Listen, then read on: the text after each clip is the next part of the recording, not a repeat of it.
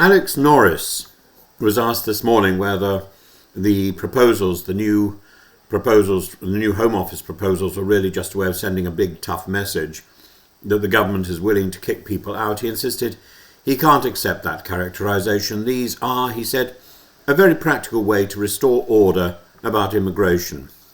The honest answer is, I think they are both a radical re-engineering of refugee status and a highly choreographed performance of toughness aimed at voters drifting towards Reform UK. So let's start with what's actually on the table.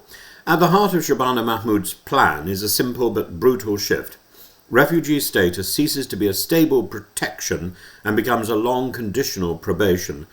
People granted asylum will no longer move after 5 years onto a relatively predictable path to settlement. Instead, they will be put on a 20-year route if they arrive illegally, with their status re-examined every 2.5 years. If officials judge that their home country is now safe, they can be sent back. Even those who arrive by safe and legal routes will face a 10-year wait. This is inspired by the Danish model, where temporary permits and periodic reviews are used to encourage returns and keep the prospect of removal alive. Alongside this, the statutory duty to provide housing and weekly allowances will go. Support is to become discretionary. In theory, those who can work but choose not to, and those who break the law, will lose accommodation and subsistence. Taxpayer-funded help is to be prioritised for those considered to be contributing to the economy and local communities. The language is carefully framed around fairness to the British public, but the effect is to move from a needs-based safety net to a moralised one, deserving and undeserving refugees. Dickens couldn't have said it better. There is more. Human rights law is being rewritten in practice, if not in text. Mahmood plans to legislate so that judges prioritise public safety over claims about family life or harsh treatment on return. Article 8 of the European Convention on Human Rights, the right to family and private life, will be narrowed so that only immediate family in the UK courts and people who overstay removal notices will not build up further rights over time. Article 3, which protects against torture and inhuman or degrading treatment, is to be reinterpreted to support the deportation of dangerous criminals. Ministers insist they will stay inside the convention. They simply want domestic courts to be more robust in removals, but that is a polite way of saying they intend to push the limits of Strasbourg case law until the judges push back. On top of this, we get the tech flourish. Age assessment by AI using facial estimation to decide whether someone is really a child. The Home Office argues that too many adults are passing as minors, putting genuine children at risk. Children's groups and lawyers reply that an opaque algorithm trained on imperfect data risks classifying traumatized 16-year-olds as adults and dumping them in adult accommodation or detention. It is a quintessentially modern solution, a very messy human problem handed to a machine and badged as rigour. There's also an external dimension, Trump-style visa sanctions on countries such as Angola, Namibia and the DRC if they refuse to accept returns. The message is, take your citizens back, or your elites and business travellers will struggle to enter the UK. It's a sharp escalation of pressure on origin states, again borrowed from contemporary US practice. And in the middle of all this hardness, a small, softer note capped safe and legal routes, including community sponsorship on a Homes for Ukraine model, and some work and study routes for skilled refugees. In theory, they are meant to provide an alternative to the boats. In practice, ministers are being very clear that the caps will be modest and the path to settlement only marginally easier than the 20-year slog. Alex Norris's justification rests on two claims. First, the numbers. Around 400,000 asylum claims in 4 years, more than 100,000 people supported at public expense, 109,000 claims in the year to March 2025, a record in modern times. Second, the mood. A system out of control, communities under huge pressure, immigration now polling above the economy as voters' top concern, visible protests outside hotels and proposed army camps. On this, he's not inventing the context. Those numbers are real, and Reform UK has quite obviously made boats and borders the organising principle of its appeal. Where his line phrase is on the role of human rights. Norris talks about multiple tens of thousands who have no right to be here but cannot be deported primarily because of human rights claims. Yet the government's own figures suggest that only a very small fraction of removals are actually blocked by family life appeals, around 2.5% in the example put to him. The bigger obstacles are more humdrum: endless backlogs, missing paperwork, weak return agreements with other states, and plain administrative failure. Tightening Article 8 may win some headlines. It will not magically produce functioning casework or an air badge back to countries that refuse to cooperate. From the left of the Labour Party, Tony Vaughan, himself an immigration lawyer and now MP for Folkestone, has put his finger on the deeper problem. If you grant asylum to someone who's fled torture, war or persecution, he argues, you should then welcome and integrate them, not hold them in a perpetual state of anxiety, re-examined every 30 months, and told that one day they will almost certainly be shipped out. That is not stability, it is measured insecurity, with all the predictable effects on mental health, family formation, and willingness to put down roots. Limbo does not encourage integration, it corrodes it. And what happens if somebody marries, has children? Are their children then expected to go back to Angola when their father's time is up? There's a practical nonsense to this process. From the right, Matt Vickers and Chris Philp complain that the changes are still too timid. In their view, the only thing that will stop people getting into dinghies is the certainty that they will be removed at speed, which in practice means leaving the ECHR and copying more of the Trump or Australian methods.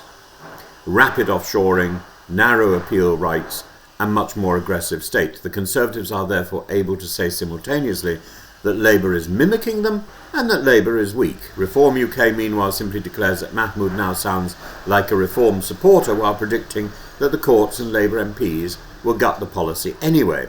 It's a neat trick: pocket the rhetorical shift, deny any credit. Then there's the Liberal criticism.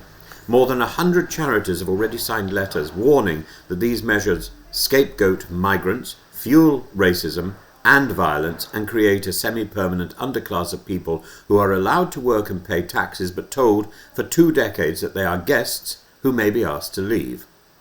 The Refugee Council points out that refugees rarely sit at home comparing asylum systems. They flee to countries where they have family, language links or historic ties to rebuild their lives. What the UK is really doing, on this view, is not addressing the causes of flight but advertising its willingness to make life harder once people arrive.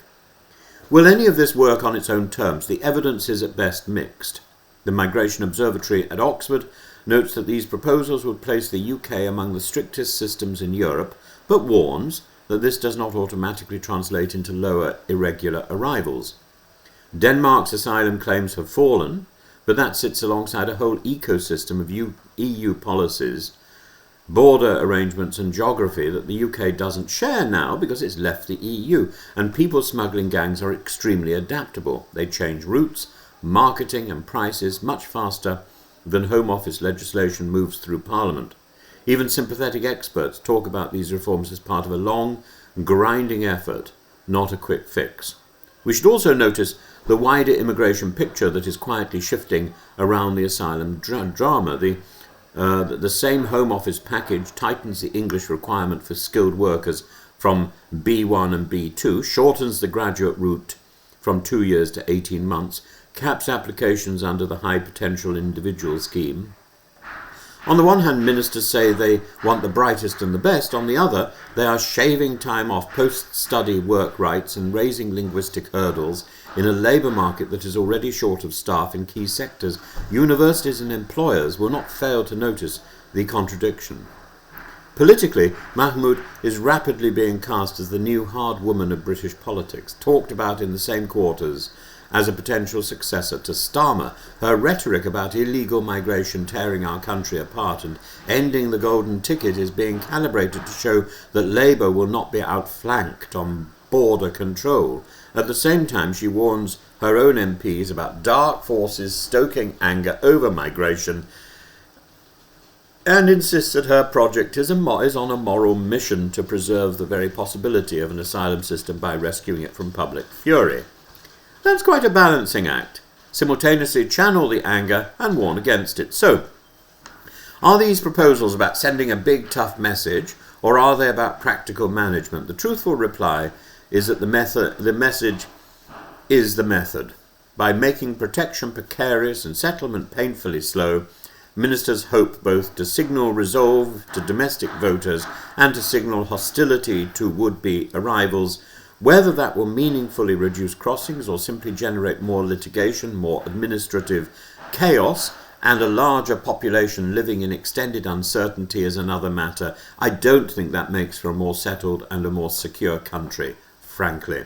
A much better opportunity, a much better approach would be, firstly, to deal with the problem at its source and to revisit the 1951 Refugee Convention and to redefine it so that it suits the needs of the 21st century. If the aim now were genuinely to make the present system work rather than always to appear harder than your rivals, you would put the bulk of your energy into four things: fast, high-quality initial decisions, robust return agreements negotiated country by country, genuinely accessible safe routes tied to resettlement quotas, and early permission to work so people can support themselves rather than rust on vouchers in former barracks. That would still be a control-oriented strategy, but one rooted in competence rather than in theatre. The problem is that all of that presupposes that the Home Office is a functioning ministry and actually staffed with people who are not monumentally lazy or have been living under the illusion that a hostile environment means no work at all, or the very minimum. Unfortunately, the Home Office, as we know, is an impenetrable organisation that cannot be contacted, that cannot be held responsible or accountable for its inaction. For now, we have chosen, therefore, a different path, a 20-year test of endurance, watched over by algorithms and political nervousness. That's rather like the 20-year endurance of a Home Office that does practically nothing, with human beings and their families, employers and communities as the experimental subjects in place of the Home Office indolence.